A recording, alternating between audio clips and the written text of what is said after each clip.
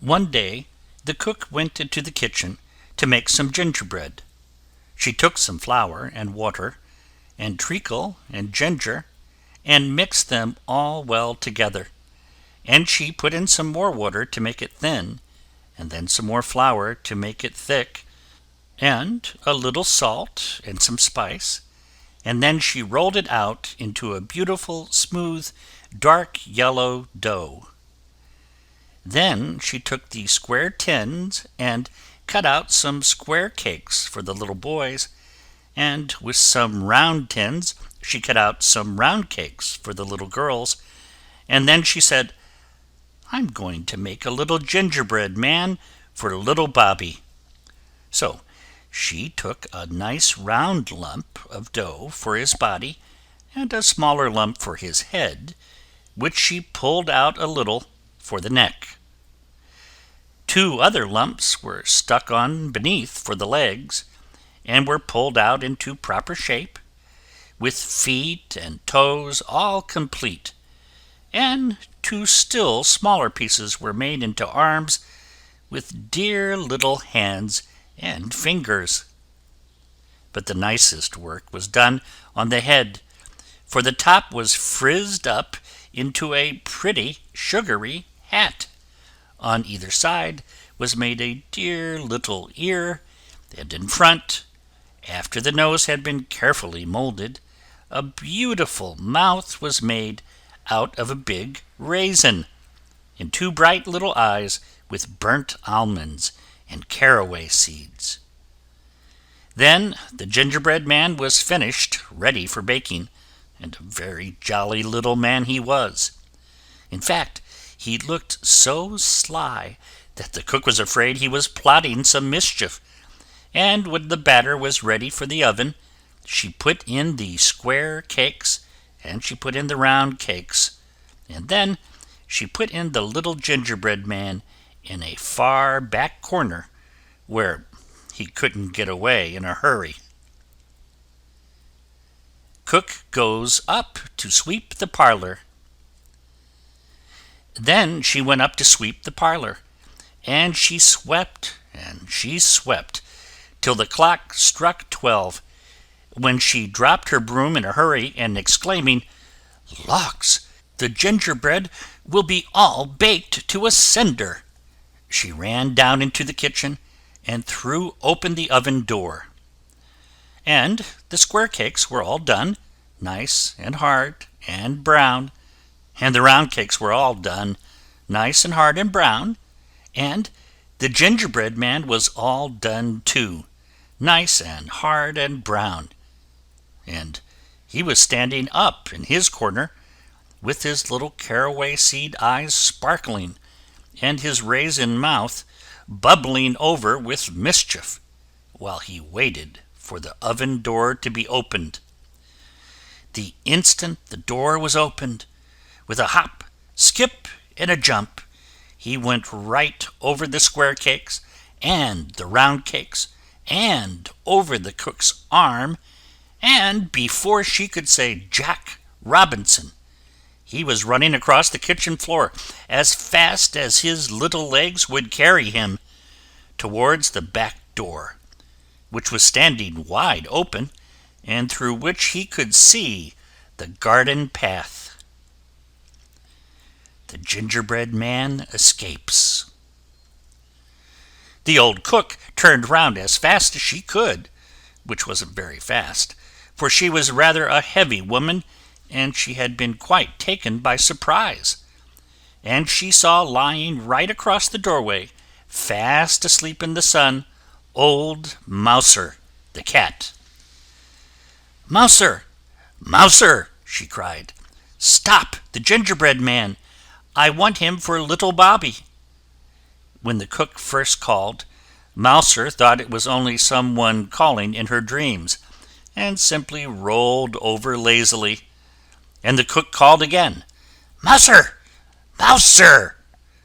and the old cat sprang up with a jump. But just as she turned round to ask the cook what all the noise was about, the little gingerbread man cleverly jumped under her tail, and in an instant was trotting down the garden walk. Mouser turned in a hurry and ran after, although she was still rather too sleepy to know what it was she was trying to catch. And after the cat came the cook, lumbering along rather heavily, but also making pretty good speed. Now, at the bottom of the walk, lying fast asleep in the sun against the warm stones of the garden wall, was Towser, the dog. And the cook called out, "Towser! Towser, stop the gingerbread man! I want him for little Bobby." And when Towser first heard her calling, he thought it was someone speaking in his dreams, and he only turned over on his side with another snore, and then the cook called him again, "Towser! Towser! Stop him! Stop him!" Then the dog woke up in good earnest, and jumped up on his feet to see what it was that he should stop. But just as the dog jumped up, the little gingerbread man, who had been watching for the chance, quietly slipped between his legs and climbed up on the top of the stone wall, so that Towser saw nothing but the cat running towards him down the walk, and behind the cat, the cook, now quite out of breath. Cook takes a tumble. He thought at once that the cat must have stolen something, and that it was the cat the cook wanted him to stop. Now, if there was anything that Towser liked, it was going after the cat, and he jumped up the walk so fiercely that the poor cat did not have time to stop herself or to get out of his way, and they came together with a great fizzing and barking and meowing and howling and scratching and biting, as if a couple of Catherine wheels had gone off in the wrong way and had got mixed up with one another. But the old cook had been running so hard that she was not able to stop herself any better than the cat had done, and she fell right on top of the mixed up dog and cat, so that all three rolled over on the walk in a heap together. And the cat scratched whichever came nearest, whether it was a piece of the dog or of the cook, and the dog bit at whatever came nearest, whether it was a piece of the cat or of the cook, so that the poor cook was badly pummeled on both sides.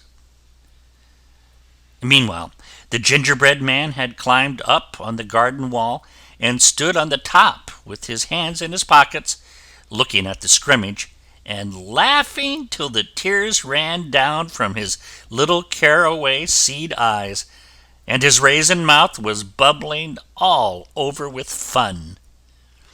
After a little while, the cat managed to pull herself out from under the cook and the dog, and a very cast down and crumpled up looking cat she was.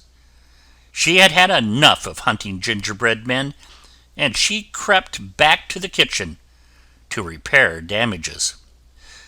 The dog, who was very cross because his face had been badly scratched, let go of the cook, and at last, catching sight of the gingerbread man, made a bolt for the garden wall. The cook picked herself up, and although her face was also badly scratched and her dress was torn, she was determined to see the end of the chase, and she followed after the dog, though this time more slowly. When the gingerbread man saw the dog coming, he jumped down on the farther side of the wall and began running across the field. Now, in the middle of the field was a tree, and at the foot of the tree was lying Jocko the monkey. He wasn't asleep. Monkeys never are. And when he saw the little man running across the field and heard the cook calling, "Jocko! Jocko! Stop the gingerbread man!" he at once gave one big jump.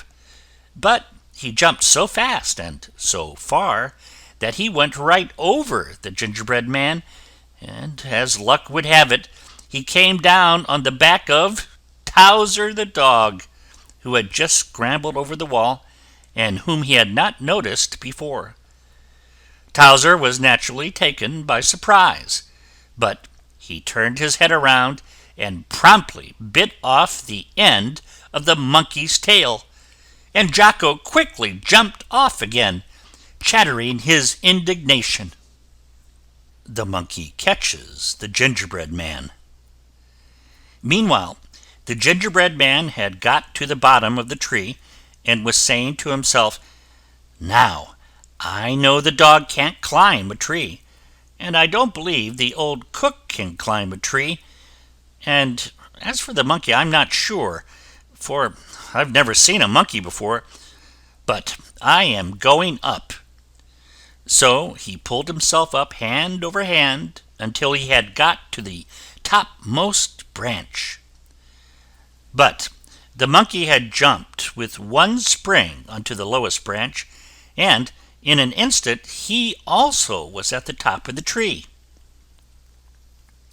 The gingerbread man crawled out to the furthermost end of the branch and hung by one hand, but the monkey swung himself under the branch, and stretching out his long arm, he pulled the gingerbread man in.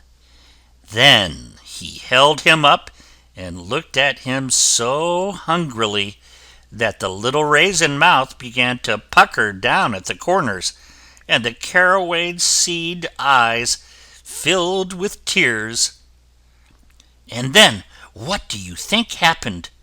Why, little Bobby himself came running up.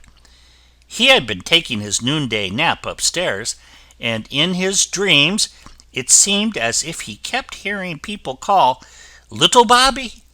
Little Bobby!"